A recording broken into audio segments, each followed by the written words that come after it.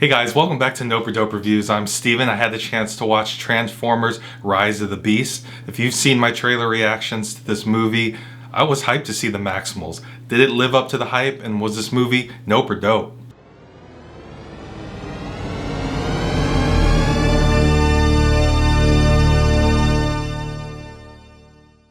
Transformers Rise of the Beast is a sequel to 2018's Bumblebee, which takes you on a 90s adventure with the Autobots and introduces you to a new faction of Transformers, the Maximals.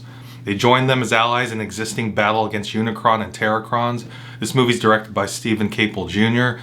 Anthony Ramos stars as the main protagonist as ex-military electronics expert Noah Diaz, and tags along with museum intern played by Dominic Fishback. That's all I'm going to give you as an introduction to this movie. I'm not going to go over any specific plot points, not going to spoil the movie. So I'm going to start off with what was dope, and then we'll go over what was nope. As a casual Transformers fan, the thing I was most hyped to see was the Maximals. And for you Transformers and Beast Wars fans, it didn't disappoint. Ron Perlman plays the Gorilla Transformer, and honestly, has he done anything that wasn't good? But the standout performance for me was Airazor, played by Michelle Yeoh, who brings a sense of elegance to this movie that was well needed. The Maximals was the standout part of the movie for me, but they just weren't in the movie long enough. I don't know who made that decision. You are one pathetic loser. Who made that decision? Anthony Ramos is a star, and I can't wait to see him as the Hood in Ironheart. At the center of this plot is his motivation to help his family. In the end, he sells it with his performance. At the emotional core of this movie, it's his relationship with him and his brother, that it's either you buy it or you don't. Peter Cullen returns as Optimus Prime, and man, if something ever happens to that man, I hope that doesn't happen. You're just gonna have to end the franchise. Let them come. The action in this movie is what you expect from a Transformers franchise, but the third act, which typically in movies sometimes falls flat, was the best part of the movie. There's a scene in the third act that I'm not going to spoil, but it does involve Anthony Ramos' character, and it's either you buy it or you don't. And at first I was like, but then I realized, yeah, I enjoyed that. Makes sense with the ending of this movie.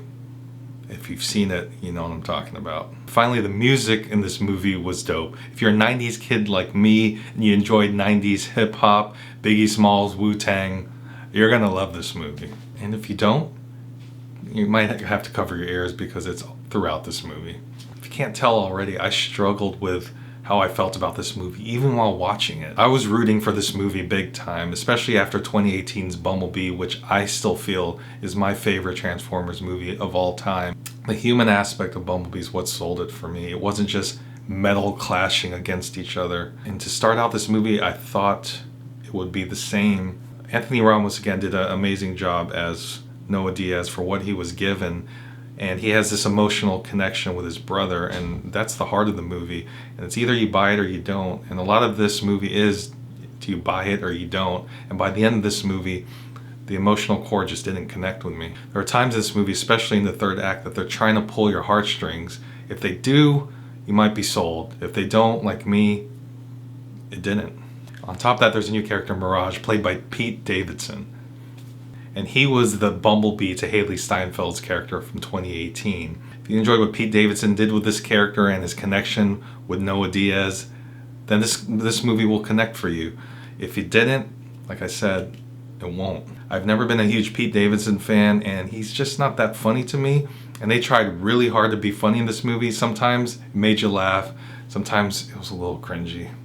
But to be fair, the audience that I was in was cracking up over his jokes, but if the jokes didn't land with you, it's going to make this movie really difficult to connect to because there's a lot of jokes in this movie.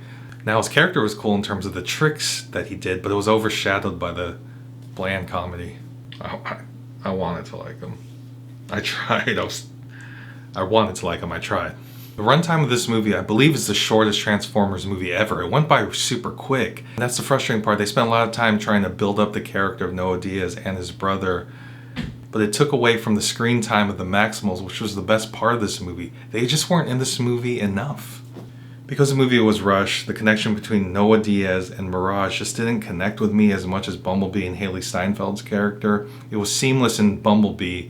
In this movie, it just felt super rushed. So I was up and down with this movie. It took me some time to really gather my thoughts after watching this. There's parts of the movie that I liked or I really wanted to like, and there's parts of it just fell flat for me. The connection with Mirage and Noah Diaz, the emotional connection with him and his brother, the emotional heart of this movie just didn't connect with me. The Maximals I loved just weren't on screen enough. This feels like a used plot point with the MacGuffin that we've seen before. I was really excited after they rebooted the franchise with Bumblebee. That was almost a perfect Transformers movie for me, and I was excited for the future of Transformers. I know they want to expand this universe even more. Maybe they need a break, I don't know. But overall, this is a note for me. I hope this movie was a dope for you, for casual Transformer fans. It might be okay for Transformers fans. I think you might be a little bit disappointed with all the hype. It feels like this movie could have been 10 to 15 minutes longer. They could have expanded more on the Maximals. I think they tried to make it a tight movie, but ultimately it felt like they cut out a lot. So I'm hoping that obviously they're going to extend this franchise unless this movie bombs in the box office, that they make it a little bit tighter, focus on the story, the connection between the Autobots and the human character, just like they did in 2018 Bumblebee. I really hope you guys enjoy this movie. I don't want to see a movie fail, but thanks for joining me. Please check out my other reviews and reactions. Hit that like button, it helps us. If you like what we're doing, subscribe. We'll check you out later.